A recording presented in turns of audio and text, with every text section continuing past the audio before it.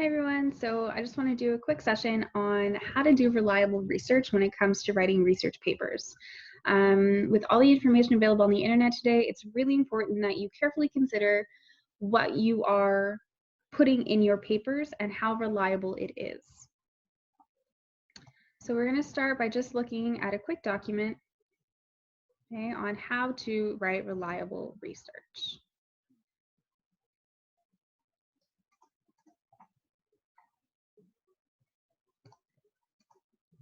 So the first thing you're going to want to do is look for sites from established institutions, okay? The internet is full of websites that were just recently created or have not been well established. What you really want are sites that have been around for a while and have a proven track record of reliability and integrity, because that's really what we're looking for in our research, right? We want our papers to have integrity, and we want them to speak to our integrity as academics. The next thing you want to do is look for sites with expertise. So you wouldn't go to an auto mechanic if you broke your leg, and you wouldn't go to the hospital to have your car repaired. So the idea is that you need to go to specific places to look for information. So if you're writing a research paper on STIs, you would want to go to medical websites. Now, this next part is very important. Don't ignore the suffix on the domain name. So those are the 3 letters that come at the very end of the website. Okay. The suffix is usually, not always, descriptive of what type of entity hosts the websites. Okay, so you want to keep in mind that it's possible for websites to get like different kinds of suffixes, but for a general rule of thumb, this is what it is. So .edu is .educational, .com is commercial, it's also .ca in Canada, .mil is military, .gov is government or .gouv in Quebec, and .org is nonprofit. Overall, in terms of research, you want to steer clear of commercial sites. And the reason for it is very logical. Commercial sites are companies in business that are more often than not trying to sell you something. And if they're trying to sell you something, chances are their research and their marketing and their advertising are leaning towards their specific product. So it's not necessarily objective, okay? It could have a lot of different aspects to it. There are, of course, some websites that are incredible that end in .ca, such as Autism Speaks. It's a wonderful website with incredibly reliable sources. So it's not an all or nothing, but you need to be very careful with the websites that you're using. The other thing you're going to want to look out for is bias. Okay, so reporters write a lot about like politics, okay, and there are plenty of political websites out there and news affiliations, and you want to look out for bias in reporting, okay? There are certain organizations that are more conservative, certain who are more liberal, and the way they report reflects that. You want to look for a nonpartisan option, okay? In the middle, no bias, no opinions, they're reporting the truth, which may not always be easy to do. The other thing you need to be careful for is the .org websites. Okay, so these represent nonprofit organizations. And while nonprofits can be perfectly unbiased, there are some that you want to look out for that maybe contain more bias that would make their information unreliable.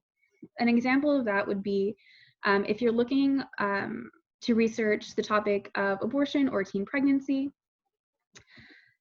using the Alabama Christian organization, it may not be the most unbiased organization to look at.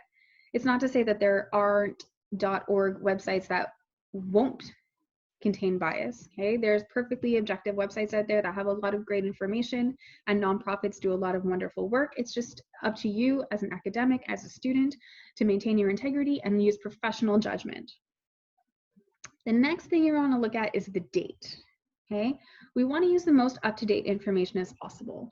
General rule of thumb is don't go over 10 years, just because information changes so fast, especially if you're using statistics, right? What was relevant 10 years ago is not necessarily relevant now.